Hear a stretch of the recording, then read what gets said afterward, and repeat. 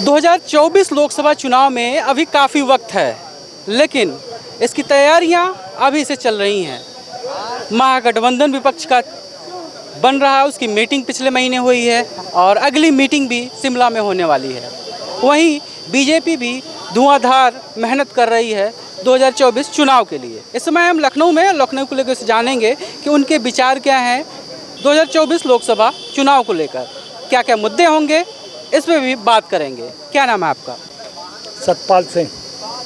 इस बार क्या मुद्दे होंगे चुनाव में? 2024 के परिप्रेक्ष्य में पूछ रहे हैं तो जी 2024 के चुनाव में अभी उसकी ज़रूरत तो है नहीं। अभी तो 2023 में ही 5 जगह चुनाव है, राजस्थान, मध्य प्रदेश, छत्तीसगढ़, तेलंगाना और मिज़ोरम।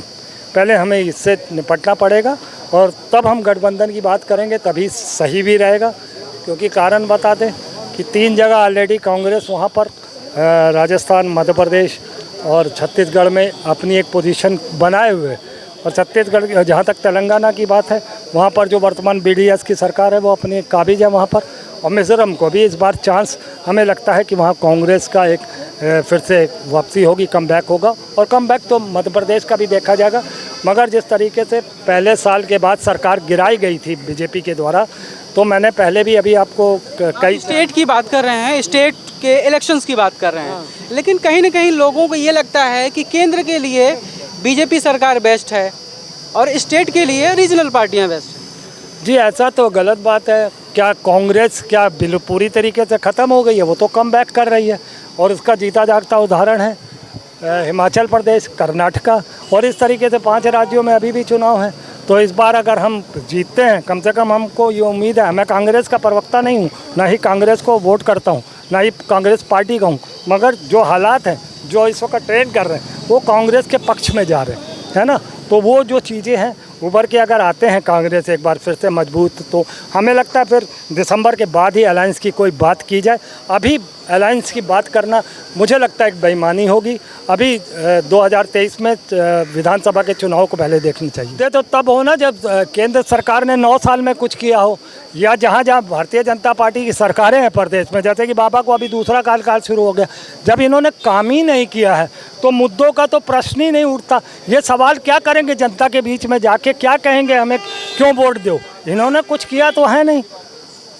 तो सवाल तो ये बनेगा ना कि फिर इस तरीके से ही तो विपक्ष को उसका लाभ मिल रहा है। ये तो हिंदू मुस्लिम जिन्ना पाकिस्तान की राजनीति करते हैं, ये बजरंग बली और बजरंग दल की बात करते हैं। ये गणेश जी को अपने से अलग हटाने की बात करता है देश का प्रधानमंत्री। अरे चलो हटो, फ़ोटो डिस्टर्ब हो रही है हमारी। भगवान गणेश जी की मूर्ति, फ़ोटो फ्रेम मूर्ति को कोई उन्हें भेंट कर रहा था, इसको मोदी को भेंट कर रहा था, तो उसने पीछे हटा दिया कि कैमरा डिस्टर्ब कर रहा। जो भगवान को अपने लिए डिस्टर्ब मानता हो उसको भगवान देख लीजिए कैसे कैसे दे रहा है। हिमाचल प्रदेश में हराया, उधर कर्नाटका 2023 निपटने दीजिए, फिर एक देखिएगा मजबूत गठबंधन बनेगा। हम तो ऐसा ही चाहते हैं। और अगर कांग्रेस किसी तरीके से अगर 3-4 जगह आ जाती है तो मुझे लगता है कि कांग्रेस भी अपने आप को ये चाहेगी कि हम एक बड़ी पार्टी के रूप में आएँ। और अगर ऐसे में अगर अलायंस नहीं बनता है कांग्रेस के साथ, तो बाकी पार्टियां अलायंस कर लें अपना, वो अलग लड़े, कांग्रेस अलग लड़ेगी। अच्छा, पश्चिम बंगाल में जो हो रहा है, पश्चिम बंगाल में कहीं ना कहीं आरोप कांग्रेस लगा रही है कि जो TMC है वो उसने बहुत मारकाट की है चुनाव जीतने के लिए। यार एक बात बताओ, उसके प्रमाण तो कोई है नहीं आपके पास भी। झगड़े होते हैं, झगड़ों की तस्वीर आती है, मारकाट का कोई ब्यौरा मेरे पास तो नहीं, आपके पास वीडियोस तो आ रहे हैं ना ट्विटर पे, तो आते जो झगड़े तो बीजेपी भी हर जगह लगवाती है। ये मणिपुर में क्या चल रहा है, मणिपुर में क्या चल रहा है, या और सरकारों में क्या चल रहा है, या अभी ये जो हिमाचल प्रदेश में कि मुसलमानों देश का शहर खाली करो, हिमाचल प्रदेश खाली करो, यहाँ से दफ़ा हो तुम। तो ये भी तो है, सभी पार्टियां करती हैं, ये वो कोई मुद्दा नहीं। मैं तो मुद्दा है देश के जनता के लिए सुरक्षा, स्वास्थ्य। सभी पार्टियां करती हैं तो फिर भरोसा जनता किस पे करेगी? सभी पार्टियां करती नहीं है, ये सिर्फ बदनाम करने की भी बात होती है। अब कांग्रेस किस बेस पे कह रही है मुझे नहीं मालूम, बंगाल में क्या हुआ क्या नहीं, इतना तो कोई ऐसी हाईलाइट होती तो बात पता भी चलती। खैर, इस मुद्दे से हट के हम बात करते हैं कि इन पार्टियों का, जो भारतीय जनता पार्टी की जो केंद्र में बैठी है और जो प्रदेशों में बैठी है, वो उनके बारे में मैं बताना चाहता हूँ कि उन्होंने कुछ भी नहीं किया जितने साल से वो काबिज है। तो क्या करेंगे जनता के बीच में आके। तो मुझे लगता है कि कांग्रेस इस बार 5 राज्यों में अच्छा प्रदर्शन करने की उम्मीद है मुझे। ये कोई चेहरा तो पहले इंट्रोड्यूस नहीं, इनको करना ही नहीं चाहिए। गठबंधन का क्या मतलब होता है? गठबंधन का मतलब ये होता है जब सरकार अगर आ जाती है फिर वो बैठ के मशवरा करते हैं, एक पावर्स देखते हैं कि कौन से पार्टी कितने अपने सीटें लाई है, उस आधार पर भी वो तय किया जा सकता। बहुत आसान है। जैसे मोरारजी देसाई उस वक़्त के हालात बहुत सीधे साधे थे, बहुत सिंपली वे में मोरारजी देसाई को बना दिया गया था। मगर आज हर क्षेत्रीय पार्टी चाहती है कि मैं ही प्रधानमंत्री बनूं। तो मुझे लगता है ये कोई ज़रूरी नहीं है।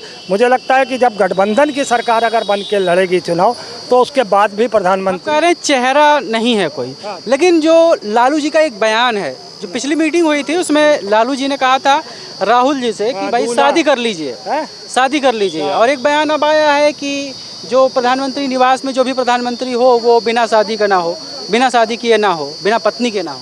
हाँ, तो इसका उन्होंने चेहरा तो इसका मतलब है ना, लालू को कह ही रहे हैं कि नरेंद्र मोदी का आने की ज़रूरत नहीं, वो विवाहित होते हुए भी अविवाहित है। अब ये बताइए ना कि लोग कहते हैं कि प्रधानमंत्री जो है बे औलाद है, तो मैं कहता हूँ उसको तो रस्का लगनी चाहिए, उसके ऊपर तो देशद्रोह का मुकदमा होना चाहिए। मैं साबित करता हूँ, नरेंद्र मोदी की 2 औलादें हैं।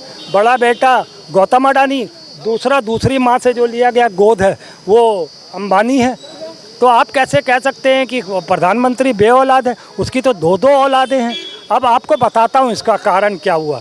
जब नरेंद्र मोदी ने अपनी पत्नी छोड़ी वो सत्ता में आ गए देश सेवा के हित में, मगर जब जो उम्र बढ़ी, मुख्यमंत्री तीन बार रहे वो गुजरात में, अब वो प्रधानमंत्री रहे, 10वां साल उनका कंप्लीट हो रहा। अब उनका शरीर जो है वो बूढ़ा होने लगा। तो उन्होंने सोचा हम जब देश की जनता को लूट के इतना पैसा कमा रहे हैं तो हम ये पैसा किसको देंगे, मेरी तो कोई औलाद नहीं है। तो उन्होंने इसीलिए अडानी और अंबानी को गोद लिया। और इसका मैं प्रूफ देता हूँ कैसे। 168 पादान पे जो दोनों ये अडानी अंबानी थे वो एकदम से 6वें पादान पे कैसे आ गए?